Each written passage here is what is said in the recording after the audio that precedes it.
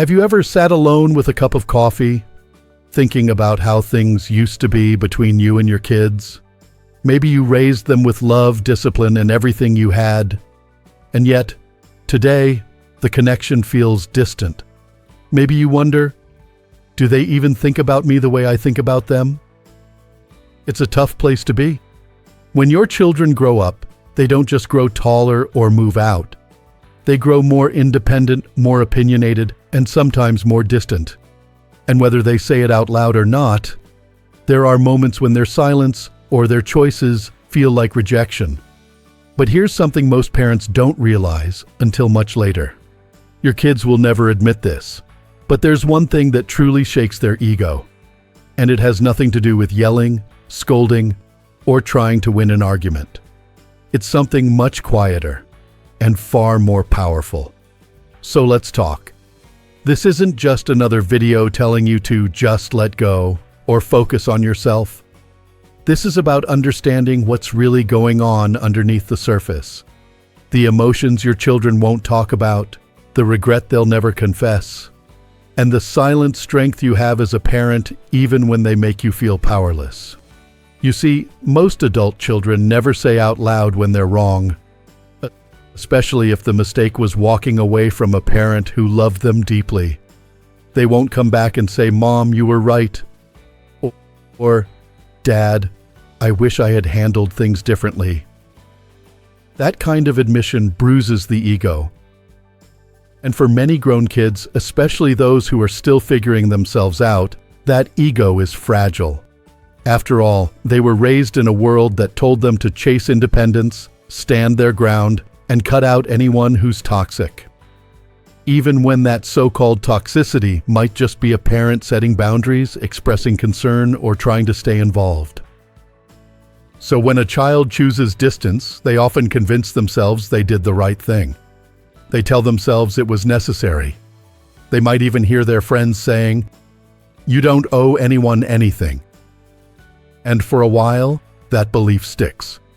But here's what they don't expect. They don't expect the parent they left behind to stop chasing.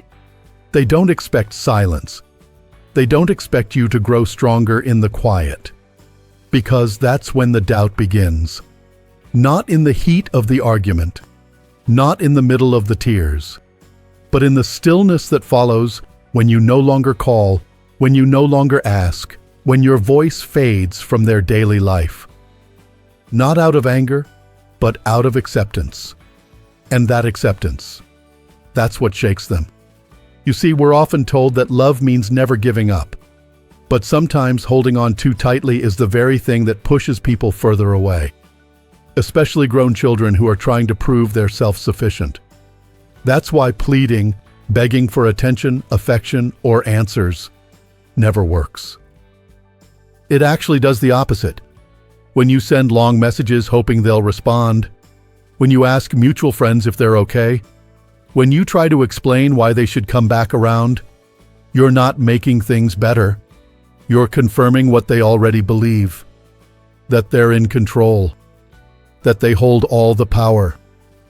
And that power, if we're honest, is something they didn't earn. They may have pulled away. They may have made choices you don't agree with. But you're still their parent. You gave years, decades, of your life to raise them, protect them, love them. And while love doesn't demand payback, it also doesn't mean you should settle for being disrespected or dismissed. So what do? How do you stop the cycle of hurt without becoming bitter or cold? You begin by staying calm. That may sound simple, but in reality, it takes immense strength. Because when your child hurts you, intentionally or not, the natural reaction is to react, to cry, to explain, to try harder. But those reactions, as human as they are, rarely lead to healing. Real healing starts when you learn to respond differently. When you feel the urge to reach out, pause. When you start to rehearse what you want to say, take a breath. When your mind wanders into, "What did I do wrong?"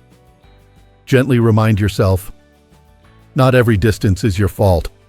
This kind of calm isn't passive. It's not about giving up.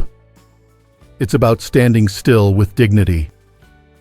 Because silence, true, composed silence, has a power that words can't match.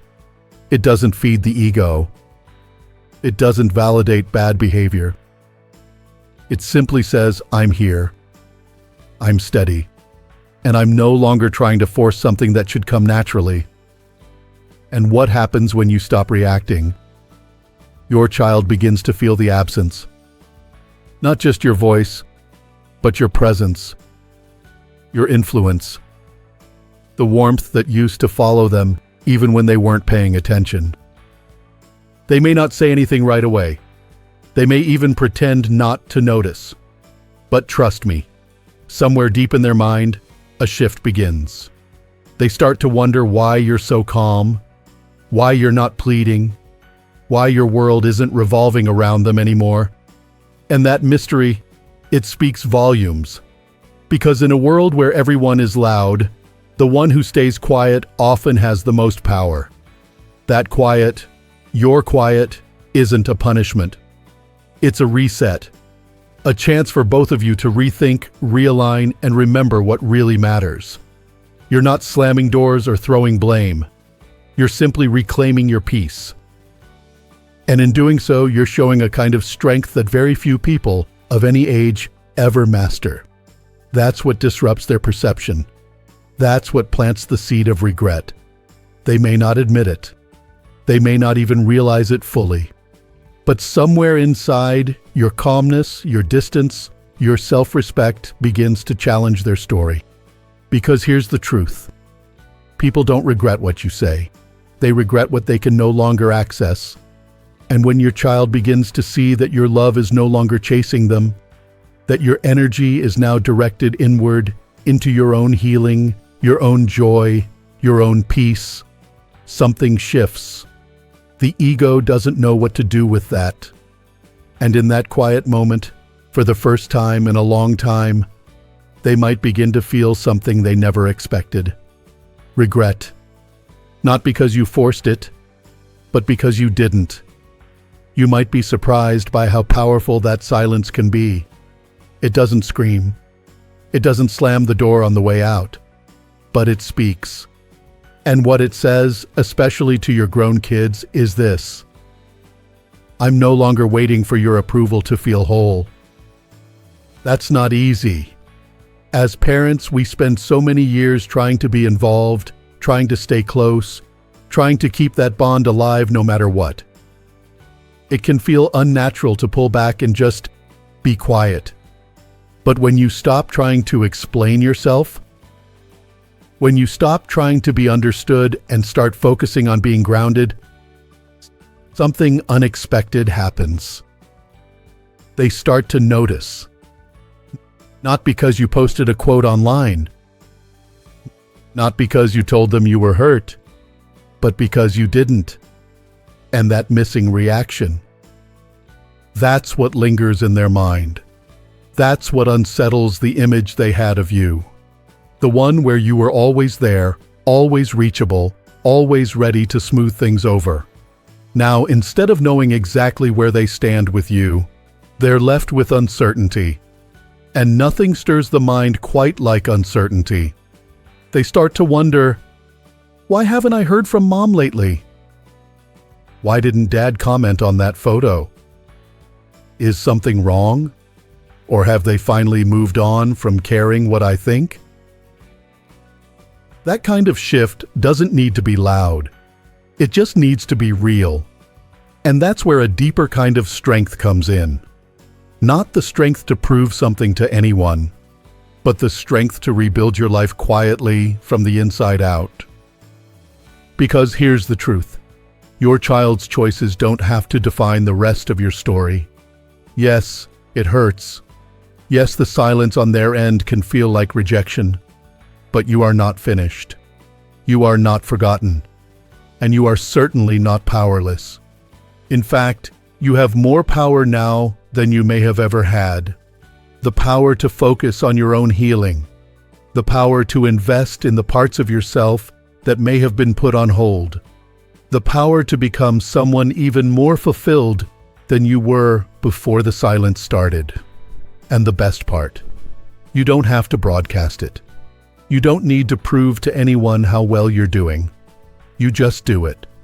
Maybe you start walking again each morning, not to clear your head of sadness, but to feed your body with fresh air and movement. Maybe you pick up a hobby you used to love before life got so complicated.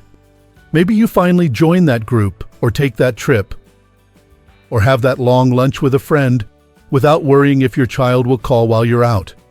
You start to live, not in spite of the distance, but because you deserve a life that's whole, with or without their constant presence. And when that shift happens, when your life starts expanding again, even quietly, it creates a new reality.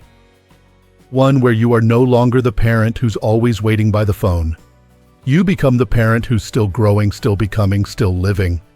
And that, more than anything, challenges their ego. Because suddenly, they're not the center of your world. And if we're honest, that's hard for anyone to realize, especially when they've been used to it for so long. But don't mistake this for revenge. This isn't about playing games. It's about healing. Quiet, intentional healing. It's about giving yourself the space to become even more grounded, even more at peace, even more whole than you were before. Because there's something else people never talk about enough. When you stop chasing, you don't just confuse them. You also set yourself free. Free from needing a certain response. Free from rehearsing what to say. Free from walking on eggshells, trying to keep the peace. Instead, you give them space. And more importantly, you give yourself space to breathe. Now here's the part no one tells you. Many times they come back. Maybe not with an apology. Maybe not with a grand gesture. But they come back. It starts with something small. A text. A birthday card. A comment on a photo. A question that doesn't really need an answer. Something subtle, something that seems casual. But make no mistake, it's a test. They want to see if the door is still open. They want to know if they still have a place in your mind. If they still have influence over how you feel. And it's at this moment that most parents give in. They get hopeful. They jump to reply. They think, this is it, they miss me. But here's the hard truth. Sometimes they don't miss you. They miss the version of you that made them feel important. They miss the emotional safety net. The constant love that didn't require anything in return. And if you give them that reaction too soon, if you jump to reconnect without thinking, it can actually undo the growth you've made. Because their ego isn't back to reconnect. It's back to test control. Now you don't need to be harsh. You don't need to ignore them forever. But you do need to pause, breathe, and ask yourself, am I responding from peace or from fear of losing them again? Am I opening this door because I've healed, or because I want something from them? Because how you answer that question changes everything. If you do choose to respond, keep it light. Keep it neutral. No emotions spilled all over the page. No longing wrapped in politeness. Just calm, kind clarity. Not cold. Not passive-aggressive, but solid. Unshaken. And if they truly want to rebuild, if they truly regret, then they'll show it over time. Not in one message. Not in one dinner. But in consistency. But here's the key. By the time they come back, you shouldn't need them to. Your life should already feel full. Your heart should already feel lighter. Your joy should not depend on whether they stay or go. Because you've done the work. Quietly. Steadily. Day by day. You've let the pain shape you, not define you. You've learned how to sit with grief without letting it become your identity. And now you stand, not bitter, not broken, but resilient. And when your child sees that, that's when the real regret begins. Not because you forced it, not because you played games, but because you grew in ways they didn't expect. You didn't just survive the distance, you used it as fuel. You became more than the version of yourself they walked away from. And that kind of growth, it's undeniable. Even if they never say a word, by the time your kids begin to notice the changes in you, the calm, the silence, the self-assurance, it's no longer about whether they come back. The real question becomes, do you even need them to? And that's not a question rooted in anger or pride. It's a question born from growth. There comes a point in every parent's journey when you realize that being strong doesn't mean holding on. It means knowing when to let go, not in a bitter, dramatic way, but in a gentle, wise way that says, I've done my part. I've loved, I've given, and now I'm choosing peace. That moment, though quiet, is life-changing. Because your kids might never fully understand what you've carried. They may never know about the nights you stayed up worried about them. They may never appreciate the sacrifices you made, the ones you never spoke about out loud. But you know. And now you also know that your worth isn't determined by their recognition. It's easy, especially as we get older, to feel like we've become invisible. Like we've given so much, and somehow we've faded into the background. But that's a lie that loneliness whispers. The truth is, you are still becoming, still valuable, still radiant with wisdom, experience, and the quiet power of resilience. And that resilience, it changes everything. You stop asking yourself if they regret what they did or if they miss who you were. You stop checking your phone, wondering if today is the day they reach out. You stop shrinking yourself into someone who's just waiting to be remembered. Because now you remember yourself. You remember that you are more than someone's mom or dad. You are a whole person. A person with stories, with dreams, with lessons still to teach, and even more still to learn. And the most powerful part of all is this: you no longer need to win them back to feel whole again. Because the goal was never to make them regret. The goal was to reclaim your life. And now you have. You wake up with a little more clarity. You breathe a little deeper. You smile, not because life is perfect, but because you are finally at peace with what you cannot control. You begin to see that their choices belong to them, and your happiness belongs to you. And yes, there may still be days when your heart aches a little. That's part of being a parent. Loving deeply means feeling deeply. But you've learned how to carry that feeling without letting it crush you. You've learned how to stand tall with a heart that's still soft, but a spine that's unshakable. That's what it means to be a resilient parent. Not a perfect parent, not a faultless one, but a resilient one. The kind of parent who doesn't need to prove their worth through guilt or control. The kind of parent who doesn't crumble when someone walks away. The kind of parent who rises, quietly, steadily, and shows their children what real strength looks like. And here's something else your kids will never admit, but deep down, they feel it. They may never come out and say, "You were right." They may never look you in the eye and whisper, "I miss you." They may never even acknowledge what they lost when they drifted away. But their silence doesn't mean they're unaffected. In fact, that's often when they're feeling it the most. When they scroll through their phone and see a photo of you smiling, truly smiling, not with sadness behind your eyes, but with peace. When they hear from someone else how well you're doing, how active you are, how much you're enjoying life. When they suddenly realize that you're no longer waiting on them to feel fulfilled. That's when the ego breaks. Not from a dramatic confrontation, not from a tear-filled letter, but from your quiet, steady, graceful rise. Because now, you've become someone they can no longer easily place. You've changed. You've evolved. And you've done it without them. And that's what destroys the ego.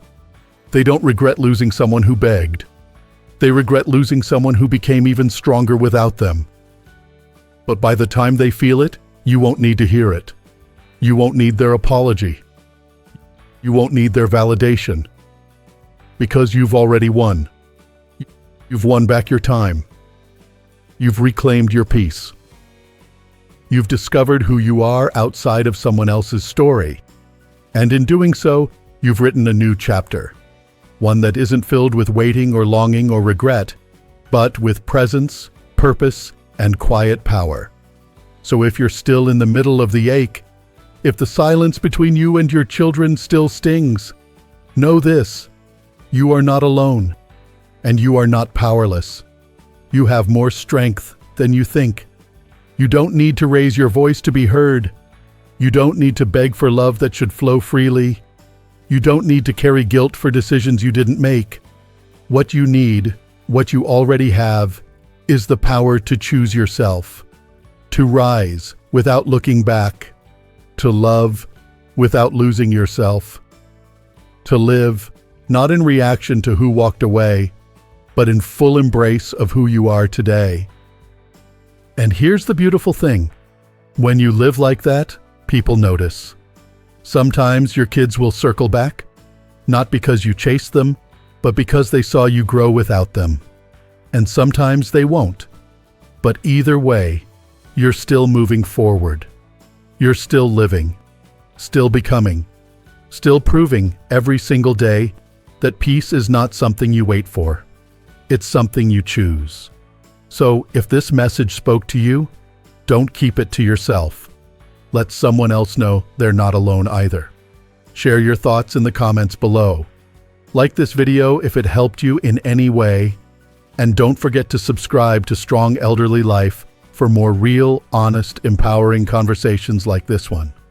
Because no matter your age, your best life isn't behind you. It's right here, right now.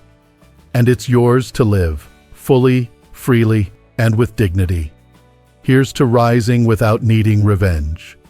Here's to becoming the parent they never expected, but will never forget. And here's to living your best life at any age.